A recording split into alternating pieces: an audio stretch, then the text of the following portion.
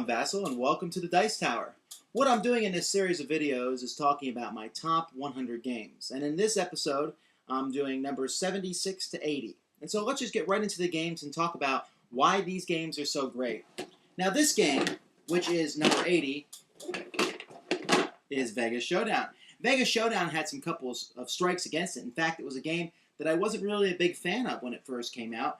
I'm not sure why. It was made by the new Avalon Hill, and it's about building your own casino. Now, the board itself is a board which basically contains several different pieces, lounges or slots, and each player has this unfortunately flimsy paper hotel map and casino map, and each turn you're bidding on lounges and restaurants and slots to fill this up. You just simply take the things that you buy and place them in different areas. There's a few restrictions upon the game.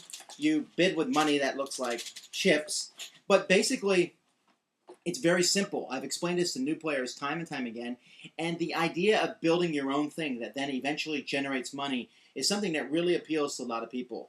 I find myself enjoying this more and more each time I play it, and while there's some randomness, there's cards that come up and change things around.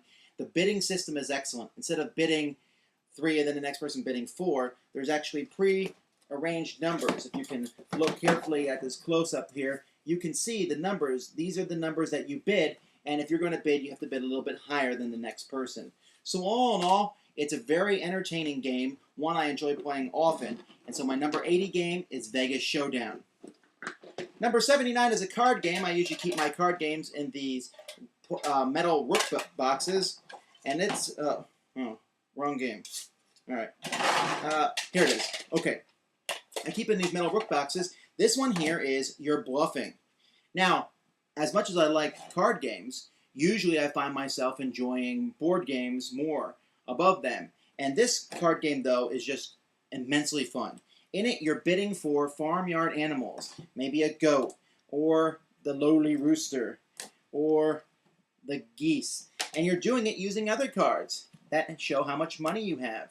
And so there's a bidding war on to get these animals, but sometimes you can make someone an offer.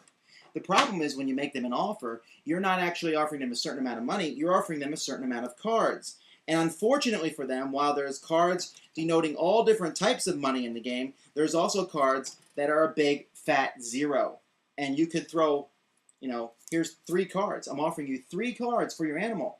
And then you get them, and lo and behold, it's $20 total. And you just gave me this big fat pig worth $650. It's very entertaining. The bluffing is fierce. The back and forth maneuvering to get the sets of animals. You're trying to get a set of 4 animals. Just makes Your Bluffing a very entertaining card game. And even though it's fairly old, I mean, it came out in 2002. I guess it's not that old. Even though it's just not very well known, it's an excellent card game, and it's my number 79. Number 78, and the beat-up box that I have of it, I wish I had a better version, but I got this one in the trade, is La Cita, or La Chita, or however it's pronounced. And in this game, players are building on this large board, this hexagonal board here, and you're basically building your civilization. Now, technically, you're just building cities. You're using these little hexes to build different buildings on these cities, and interestingly enough, you use these little gray people and food tokens, and really, it's a civilization game in a box. Now, it's not the complete civilization, the worldwide domination with wars, but there is some mean and nasty sides of this as you try to make your city so good that it tempts people from other cities to come live in it. And that whole idea of building civilizations, using the resources that are around you, and trying to be hip and have the right culture that people want. It's just a great game. I'm glad that Rio Grande republished it. And I don't get to play this one enough, but really, it's civilization in a box. La Chita. Where are we at? Number 77. Now, this is a game, actually, the box I have here is the expansion, Under the Shadow of the Dragon, but the game itself is Return of the Heroes. Now, I like fantasy role-playing type games, especially as a board game, and this one I enjoy. There's a few that I enjoy more, and we'll talk about them later, but this one is an amazing one, if anything, because it actually has kind of a lighthearted fun flair to it. The board pieces are amazing, and I love how you can put them together and form this huge board, and there's just, the artwork is stunning on these. And once you get this game and the expansion, there's so many combinations that you can put together. The characters are your standard warrior fare, and if you notice, they have spots here for cubes to show how good they are at different skills and abilities, but there's still good old dice rolling in the game. The monsters are pulled from this bag, and it could be an encounter with an old man, or it could be a monster. Here's a skeleton that you have to fight. And you have to roll a certain amount on the dice, and eventually you get strong enough that you can fight the evil monster at the end of the game. This is the Shadow, or the Black Knight, and there's different monsters that you have to fight.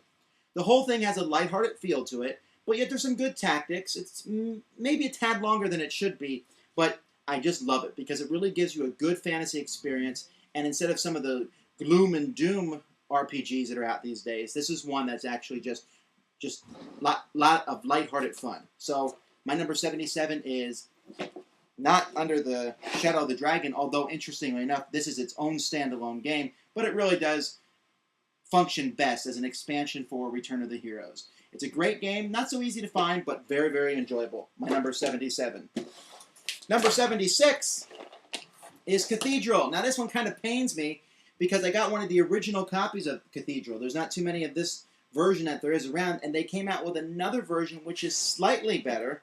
At least they made the gameplay a little bit smoother, but still, overall, the whole game itself is one I find entertaining. Instead of using hexagons, it uses octagons, and then these octagons will have squares placed between them of each player's color to form a grid.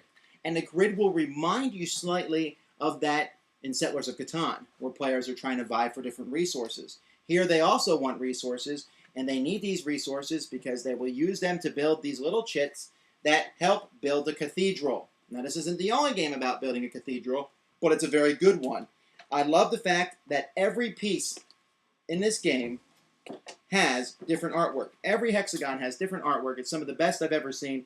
And while the whole thing is kind of a light, medium weight game, very enjoyable for people to play, there's some real cutthroat decisions that can be made there. You can put your person that you're farming with on a resource and pretty much block someone else out from getting it. And some real nasty interaction can go back and forth. But the whole thing is very simple. Get the resources needed to build the next stage in the cathedral. So my number 76 is Cathedral. Now, it's available in a nicer version in this one. This is a little bit of a flimsy box, although I do like this artwork better than the new version. But still, overall, a tremendous game, and you can't go wrong with Cathedral, my number 76. Well, that's 5 more games for you. I'll have 5 more next time, and we've done the bottom 25% now of my top 100, but still all tremendous games. But they get even better. Wait till you see what's coming up next.